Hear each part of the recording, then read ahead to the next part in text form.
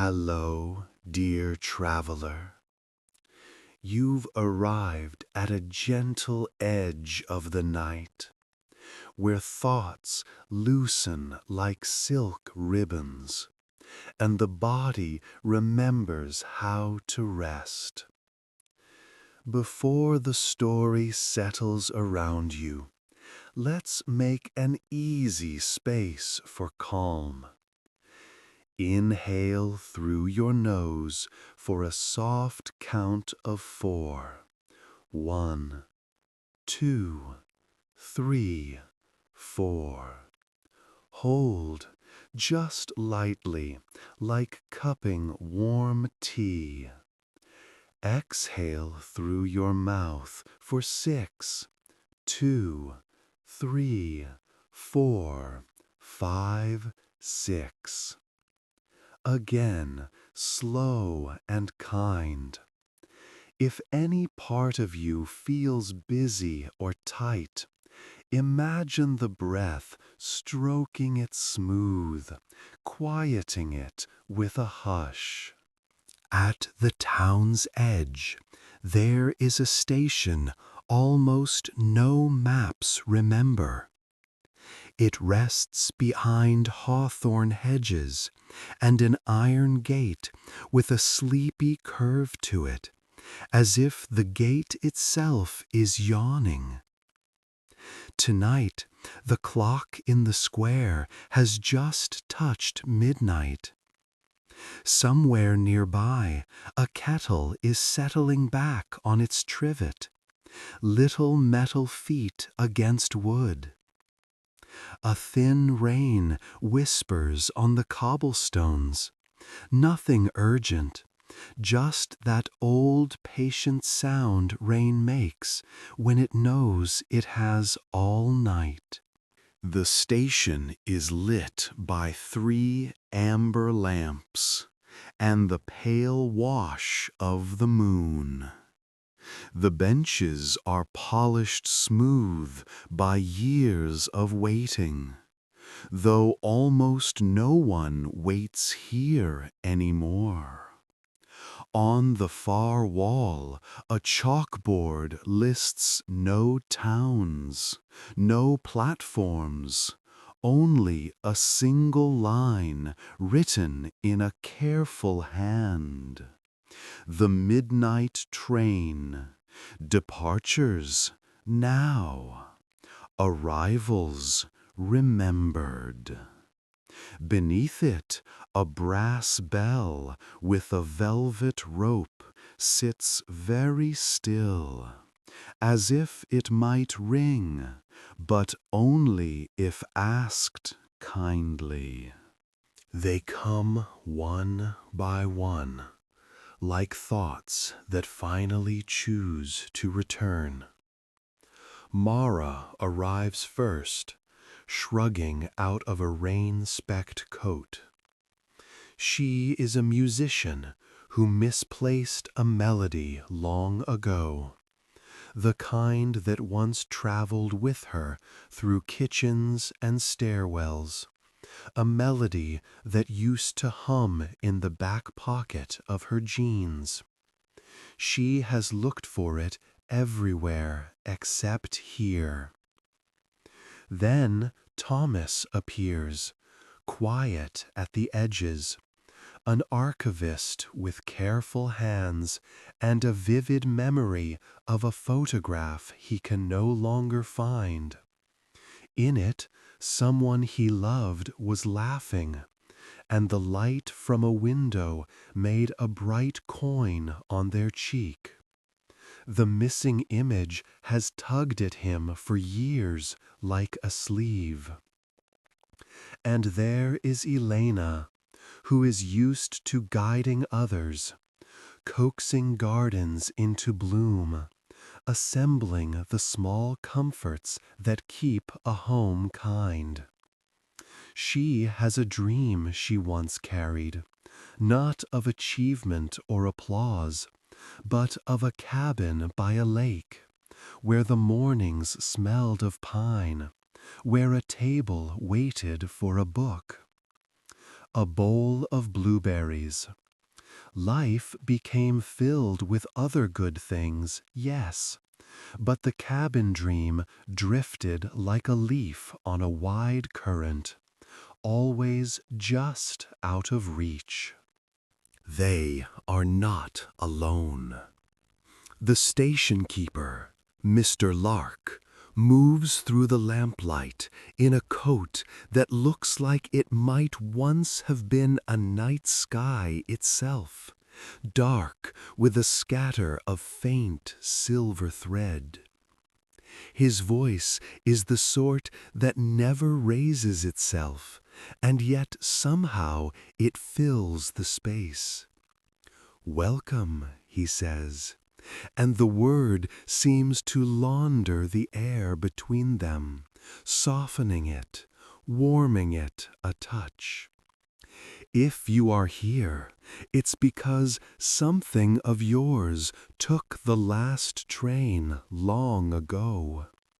Tonight it returns. You are safe. You are on time. The rails tremble. Not a thunder, not a surge, just a gentle humming, the kind a cat might make when it discovers the exact center of a sunlit floor.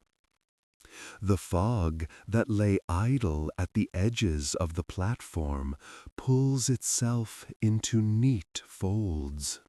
And from it, like a thought becoming clear, the train arrives. It is not shiny nor grand, but it is beautiful. Windows glowing with a late supper light. Brass fittings kept with real affection. Paint the color of deep ocean. On the front, a small plaque reads simply, "Midnight." The engine exhales a ribbon of vapor that smells faintly of cedar and citrus peel.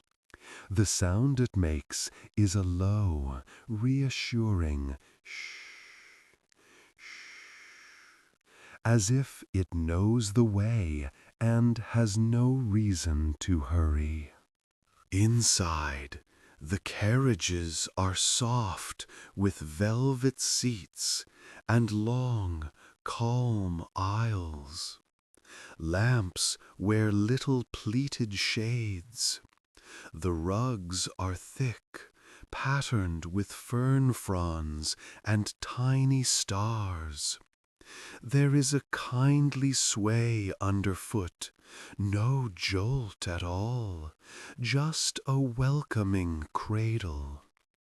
Somewhere a samovar hums quietly, and the faintest note of vanilla drifts through like a remembered dessert.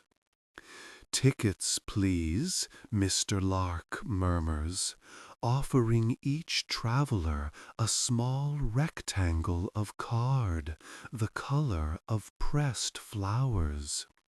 No dates, no seat numbers, only a word in handwritten ink: "Return." Mara fingers the ticket and hears, not quite yet, but almost, the ghost of a tune. Thomas feels a brightness gather behind his right eye, where the lost photograph used to flicker. Elena breathes, and the scent of pine leans closer, as if a door in the night has shifted open by a finger's width. "You won't be going to places," Mr. Lark says, folding their tickets with a practiced kindness and tucking them into the silver clip at his breast pocket. The tracks are patient. They run inward, into what you set down without knowing you had done so. If you are willing, the train will take you to it. It will be gentle. It will be clear.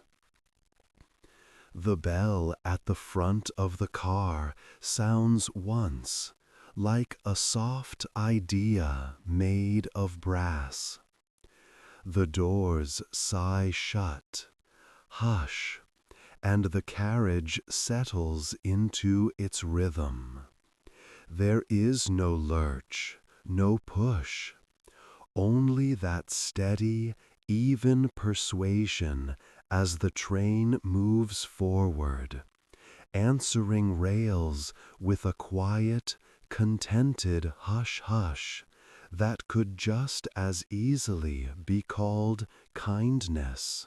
As the landscape beyond the window begins to slide, a ribbon of hedges, a seam of water, fields stitched in the dark. Mara rests her cheek against the cool glass. Thomas counts the spaces between the passing fence posts and notices his shoulders unclench. Elena curls her hands around a cup the steward has placed before her. "Lemon? Honey?"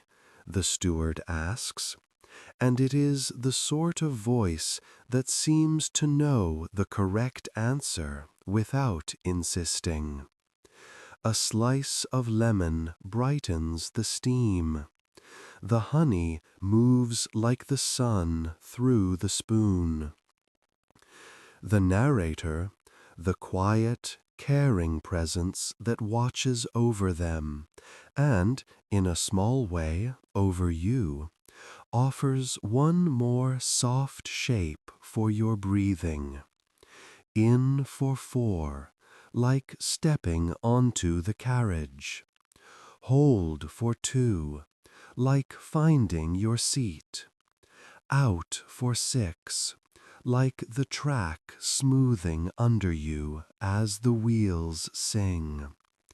If you like, imagine that with each exhale, the train collects a little of the day's weight from your shoulders, from your chest, and stores it in a wicker basket by the door, to be returned to the world later, gentled by the ride.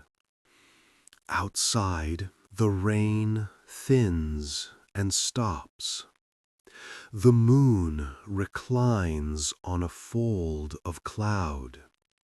The lamps inside the compartment seem to warm their glow by a notch.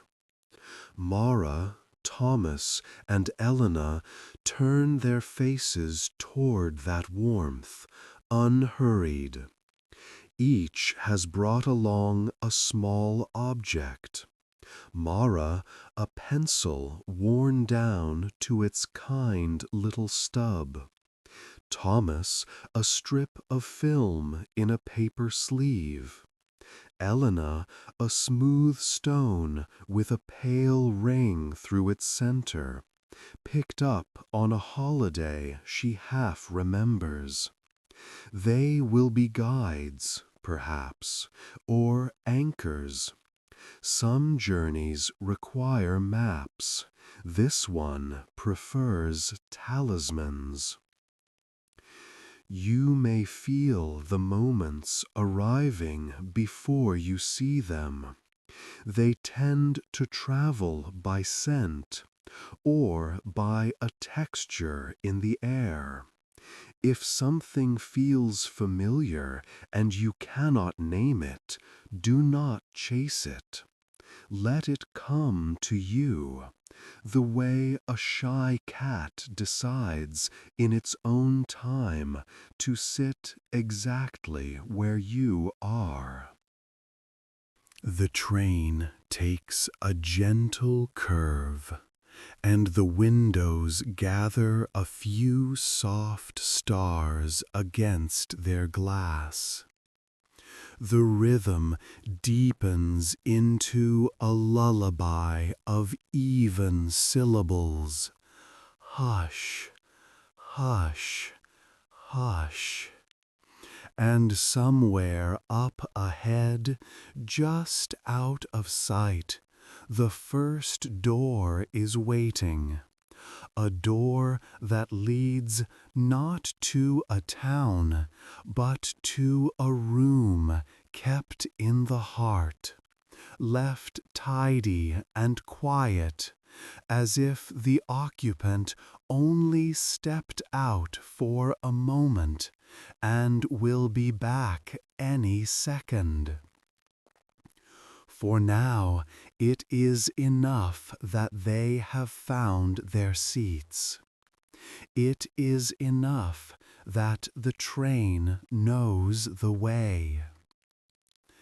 Take another slow breath in and out. Good. The journey is underway. The car settles into a steady cradle, the way a lake holds a small boat and lets it drift just enough to say, "You're safe." Lamps hum like bees somewhere very far away. The floor makes that gentle, trustworthy creak that old wood has when it remembers the shape of every foot that ever crossed it. "You'll notice doors," Mr. Lark says, gliding a hand along the corridor rail. When a door feels like it has been waiting for you, that is yours. He smiles, the kind of smile that never asks for anything in return. There is no rush. At the end of the first carriage, a narrow, frosted window clears itself as if a fingertip were drawing circles in steam. Behind the glass waits a small kitchen with thyme sprigs in a jar, an enamel teapot, and a square of afternoon sun lying on the floor. Mara pauses, a palm over her ticket. The air carries a breath of orange peel and something else, warm bread perhaps, and the dust of a music book that lived on a piano for years. She doesn't push the door. It opens to her, polite as a well-brought-up cat. Inside, chairs tuck themselves closer to the table as if to make room. The little radio on the counter clicks, then sighs into silence, as if it has chosen not to speak. Mara lays her pencil on the table and feels its small weight, like a heartbeat in wood.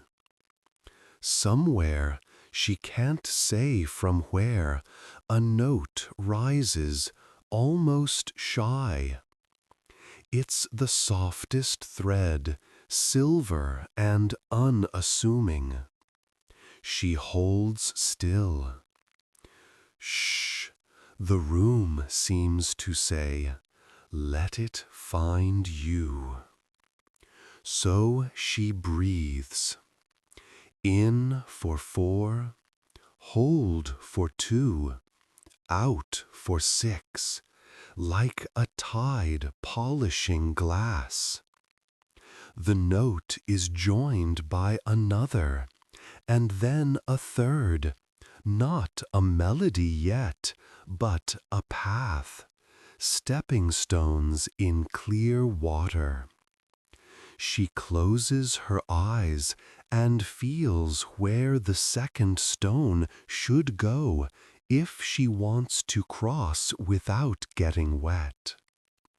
When she hums, the hum is faint, like a against the rim of a teacup. The tune does not arrive all at once. It returns in small, perfect pieces, the way a flock returns, one bird, then two, then a patient gathering of wings. By the time she opens her eyes, the sun square on the floor has moved just a little, and her pencil has found the paper without her looking. She writes on the back of an old recipe card, apricot tart, extra almond, the notes settling into place as if they had been waiting for this exact handwriting. There is no applause, only the easy knowledge that her pocket is full again, that walking down a stairwell tomorrow, she will hear the melody slip beside her like a friend who knows the shortcut. Mara thanks the room, which is the sort of room that accepts thanks modestly and offers a little time for the road. When she steps back into the corridor, her shoulders are lower. The train answers with a hushed, contented hush-hush, as if it, too, approves. Thomas stands by his own door, a door paneled in dark walnut, the grain like water frozen mid-sway. The paper sleeve in his hand warms to his skin.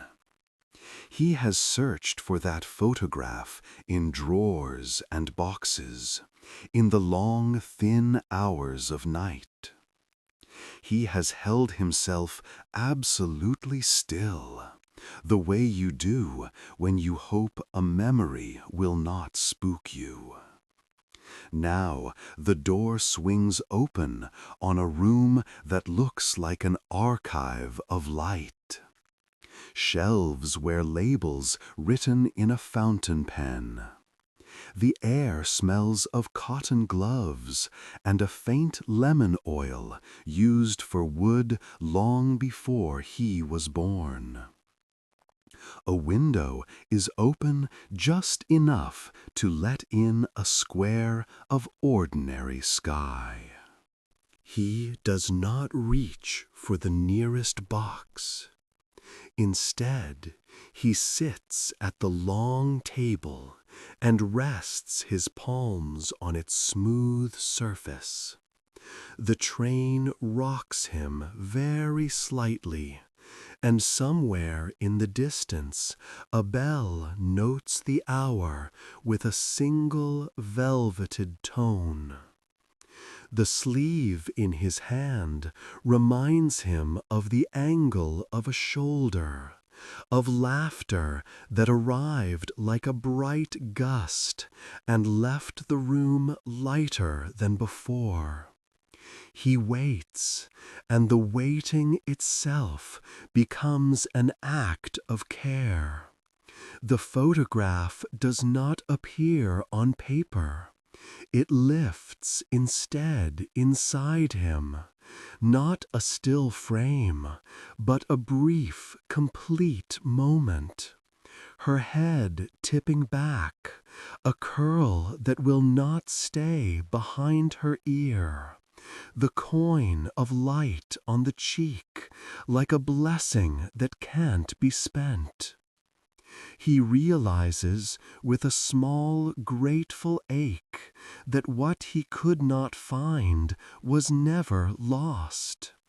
It had simply been pressed between the pages of his days, safe as a leaf saved in a book. He takes a soft breath in. The room seems to nod. He slips the empty sleeve into his pocket, not as a failure, but as a promise. The body remembers even when the hands cannot. When he steps back out, he does not count the fence posts anymore. He looks up and notes how the lamps keep their halos steady and kind. Elena's door is carved with a ring that matches the pale circle through her stone. She touches the ring with one fingertip and feels at once cool morning air. The door opens to a porch facing a small lake, the water resting like silk. A pine leans companionably toward the roofline. The cabin is simple but not austere. A stove that still carries the day's warmth. A shelf of books with their spines softened by use. A woven throw asleep on the arm of a chair. Somewhere a kettle breathes, unhurried. Not rain, she realizes after a moment. Just the whisper of needles against one another, as the wind writes a quiet letter through the trees. She does not need to own this place to belong to it. The boards recognize her steps. The table offers the exact right chair. On it lies a blank page and a pencil sharpened to a patient point. She writes a note in a hand she rarely uses, for herself, from herself, signed with today's date. It says only, "You may come here." You do not have to prove anything to sit by the window and listen to the loon call once at dusk. You do not have to finish the book. You do not have to be good. Be here. Be here. Be here. The stone in her palm warms as if it has remembered the sun. When she stands and opens the door again, the porch greets her with the color of early blueberries. She breathes in the clean, resin-swept air, and then she breathes out such a slow breath that the world seems to lower its voice to match. On the lake, a small ripple passes without purpose, simply because a ripple sometimes likes to travel. Back in the corridor, Mr. Lark tips his head, not taking credit for any of it. "You see," he says mildly, as if he were observing the weather, "not destinations, invitations." The steward appears with cups that do not slosh despite the train's motion. Chamomile, linden, a slice of apple. The steam rises in soft ribbons. The lids make a gentle ch as they settle. The travelers cradle warmth and watch their reflections float in the window glass, then mingle with the dark beyond, until it is impossible to tell where the carriage ends and the night begins. For you, too, the carriage is kind. Let your breath choose an easy rhythm that suits the corners of your mouth, the slope of your chest. Imagine that with every exhale, a little drawer inside the train clicks shut, containing one more small rattle of worry. Click, click, click. None of the drawers lock. They simply rest, to be opened only if needed, later in daylight. For now the rails are smooth, the lamps steady, the company gentle. Mara hums just above a whisper. Thomas turns the empty sleeve into a tiny paper boat and lets it sail the smooth grain of the table. Elena rolls the stone across her palm and listens to the pine writing its letter out there, line by line. The train curves, and along the curve waits one last door for the night. A door not belonging to any single traveler, but to the carriage itself. It leads to a car made entirely of quiet, a place where thoughts lie down like cats and do their kneading, soft, soft, soft, until everything in them has settled. The bell sounds once, a hush of brass. The steward dims the lamps by a fraction, a kindness toward eyelids. Outside, the fields move past like pages turned very slowly. The midnight train continues, not toward any station, but deeper into the softness that comes when something once missing returns and chooses to stay. The quiet carriage opens like dusk itself. Soft edges, gentle colors, everything toned down to the kind of hush a library has after closing. Lamps wear deeper shades.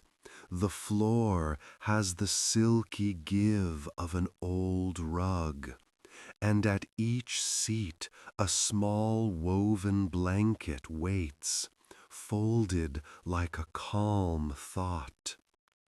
Mr. Lark stands at the threshold, one hand resting on the brass rail. This is where the night decides to hold you, he murmurs, voice warm as a hand around a cup. No timetables here, only rest. Mara, Thomas, and Elena step in without hurry. They are lighter now, not because the world has changed, but because something inside them has put its heavy book back on the shelf. Mara slips her pencil into that safe back pocket. Thomas touches the empty sleeve and knows it is full in the way that matters. Elena sets the ringed stone on the armrest and feels it hum with lake light. Above them, the train keeps its steady lull. Hush, hush, hush, the syllables of a cradle song that never asks for words. The steward dims the lamps one whisper more and sets a tray near the aisle. Chamomile and linden, a little dish of apple slices brushed with lemon. No clatter, no fuss, just the faintest ribbon of steam, the sort that makes shoulders instinctively lower.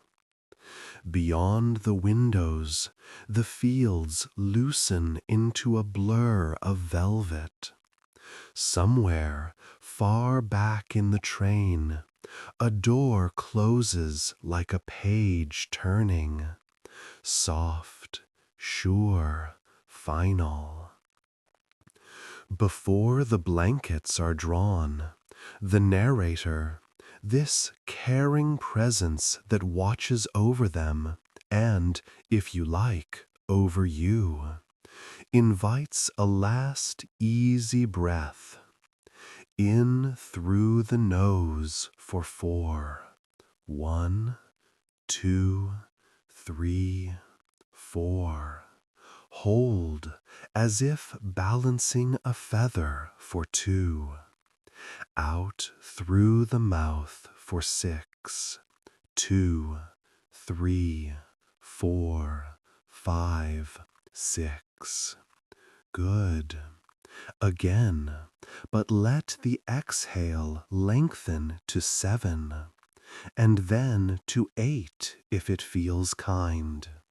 No pushing, no proving, just longer out than in, the way waves slide down the sand with a sigh after a gentle reach.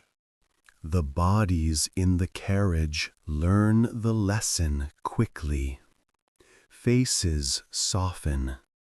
The small muscles around the eyes let go. The jaw untangles. The tongue rests easily in the cradle of the mouth. Shoulders lower, as if the train had loosened their knots with warm, patient hands. Arms grow pleasantly heavy. Hands, those faithful messengers, set down their invisible letters and curl without worry. Chest rises and falls like a curtain at an open window.